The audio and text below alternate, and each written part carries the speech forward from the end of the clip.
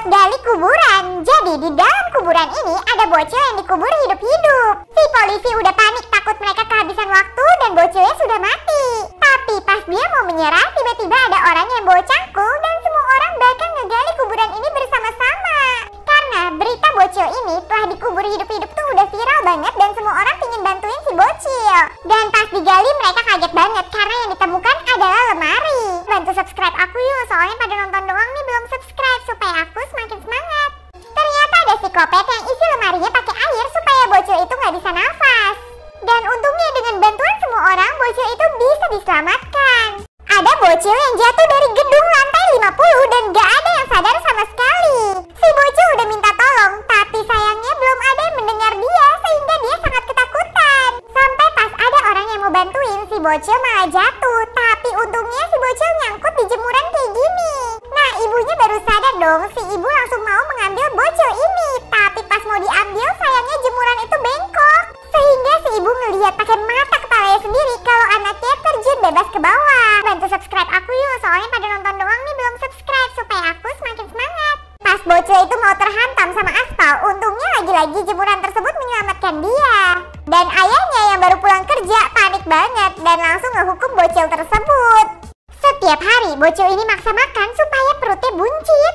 Jadi semua orang tuh benci banget sama bocil ini, terutama neneknya, karena bocil ini terkesan rakus. Ketika kakaknya lagi dirawat di rumah sakit dan kakaknya ulang tahun, si bocil malah habisin kue kakaknya.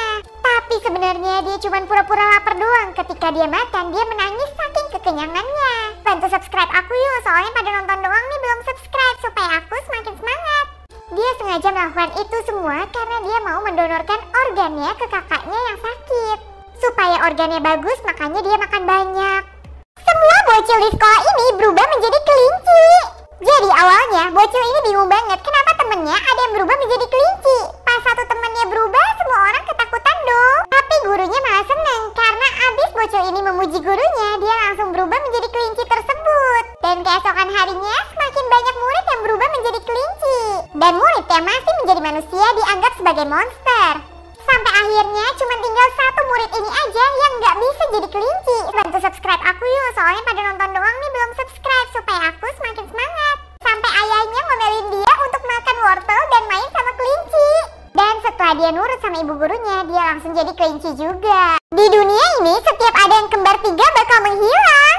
Semua warna mobil juga hilang begitu saja. Bahkan di sini ada pemain basket yang pakai seragam sama, nggak boleh bersentuhan kalau nggak hilang. Akhirnya satu sekolah ini ketakutan karena mereka pakai seragam yang sama, mereka nggak boleh bersentuhan satu sama lain. Dan dunia jadi kacau banget karena nggak bisa lagi kita pakai baju-baju yang kembar bersamaan. Bantu subscribe aku yuk, soalnya pada nonton doang nih belum subscribe supaya aku semakin semangat. Internet pun jadi nggak ada karena triple W udah nggak bisa disatuin.